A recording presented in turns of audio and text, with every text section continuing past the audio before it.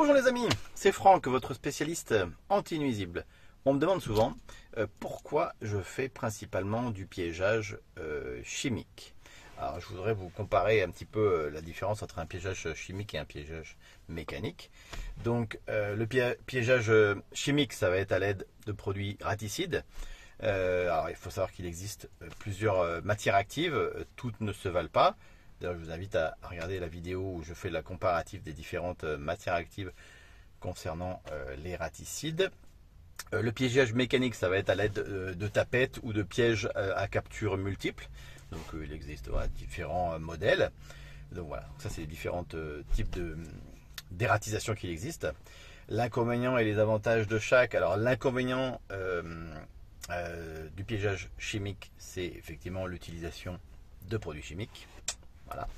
Même si c'est dans des boîtes fermées, sécurisées, malheureusement on ne peut pas éviter qu'il y ait des fois des escargots, des limaces qui se retrouvent dans les stations que l'on pose. Voilà. En extérieur, en intérieur en général, voilà. Il se passe rien à part le rongeur que l'on veut empoisonner. Concernant les inconvénients du piégeage mécanique, c'est qu'il va falloir plus de passages.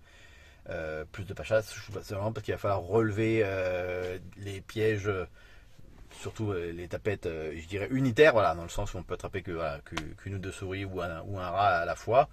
Les stations multiples, c'est un petit peu différent, mais c'est, je dirais, encore plus coûteux parce que c'est des appareils bien plus importants. Donc plus de passages par rapport aux inconvénients pour un piégeage mécanique. Par rapport au délai, faut savoir que la durée d'un traitement, normalement, en piégeage, alors je parle d'une dératisation classique, pas un endroit où il y a des centaines et des centaines de rats, où là ça peut être un peu plus long, mais de façon un petit peu générale, quelqu'un qui nous appelle pour une dératisation, normalement, je dirais en 15 jours, le traitement il est terminé. Alors qu'un piégeage mécanique, bon, ça peut plutôt être, je dirais, entre 15 et 30 jours, tout simplement parce que il va falloir revenir voir plusieurs fois s'il y a à nouveau des captures sur les pièges, alors que les stations, quand on les laisse même 15 jours de plus après le traitement, entre guillemets, le travail va se faire tout seul. Les avantages donc du coup du piégeage chimique, c'est 2 ou 3 passages et c'est réglé. Les avantages du piégeage mécanique, c'est qu'il n'y a pas d'utilisation effectivement de produits chimiques, donc voilà, ça se discute aussi tout ça. Par rapport au coût, parce que ce que veulent les gens, c'est de l'efficacité et de la rapidité et que ce soit le moins cher possible. Parce que effectivement, des fois les gens pensent à des prix mirobolants pour une dératisation. Il faut savoir que sur une dératisation, je dirais classique, on va être à peu près à 120 € le passage. Donc si on effectue 2 passages, 240 €, vous avez fait un traitement de dératisation.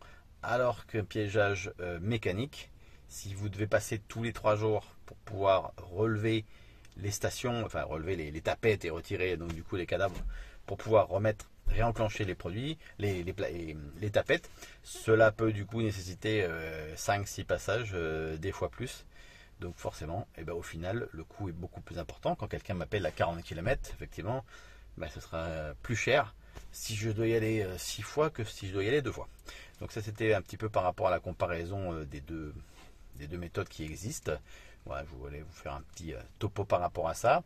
Donc du coup, pour revenir un petit peu, faire une petite synthèse de tout ça, le piégeage chimique, ça va être quand même globalement plus rapide, ça va être moins cher, ça va être plus efficace parce qu'on va pouvoir laisser les stations 15 jours de plus, histoire d'être sûr qu'il n'y a absolument plus rien.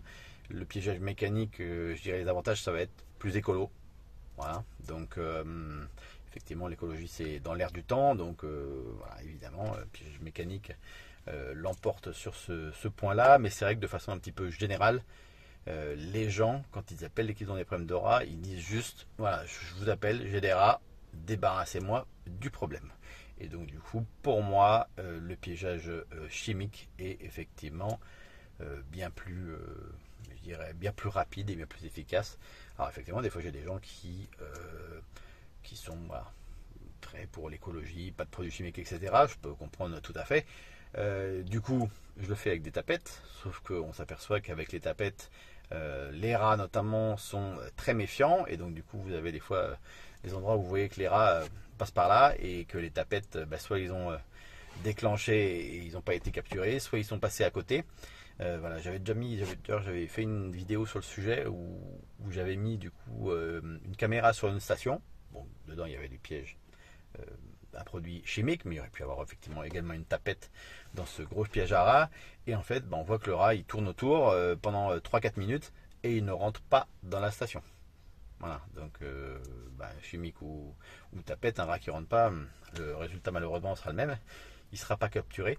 Mais voilà, je voulais faire un petit topo sur les différentes méthodes. Et puis je vous invite surtout à regarder la vidéo que j'avais fait sur la comparaison justement des différentes matières actives qui existent pour les raticides. C'est une vidéo assez intéressante parce que vous verrez la différence effectivement entre un produit professionnel et un produit particulier. Et même dans les produits particuliers, vous avez des produits qui sont beaucoup plus forts que d'autres. Donc c'est important de regarder la matière active et pas juste regarder la pub où c'est marqué radical, 48 heures et vous n'avez plus de rongeurs. Voilà. Tout ça, c'est juste des arguments, je dirais, commerciaux. Et c'est juste le packaging, je dirais. Mais ce qu'il faut voir, c'est dans la composition. Et très souvent, encore ce matin, quelqu'un m'a montré un produit. Et il fallait 22 grammes pour tuer un rat. Là où mon produit, il faut moins de 2 grammes. Donc voilà, donc 10 fois moins fort. Et donc du coup, la dame, elle mettait du produit, elle mettait du produit, elle mettait du produit. Elle m'a dit, je sais pas combien j'ai dépensé là-dedans. Mais en tout cas, elle avait absolument pas l'impression qu'il y avait une différence par rapport à son problème de rongeur. C'était des rats en l'occurrence. Voilà, donc en tout cas, merci à avoir regardé cette petite vidéo. Et puis, c'est pas tout ça, mais j'ai quelques interventions encore à faire. Et puis, je voulais juste faire un petit topo sur ça. Si vous n'êtes pas abonné à ma chaîne, n'hésitez pas à le faire. Vous êtes de plus en plus nombreux à vous abonner, à m'envoyer des messages, à m'envoyer des commentaires. Alors, je n'ai pas toujours le temps, effectivement, de répondre à tous les commentaires. Mais des fois, j'essaye de prendre le temps et de répondre aux derniers commentaires qui ont été mis, s'ils sont constructifs. Et si ça mérite effectivement aussi une réponse. Donc, je vous dis bonne fin de journée à vous. Et puis, n'hésitez pas à regarder là-haut les autres vidéos que je vous suggère. Bon, allez, à bientôt.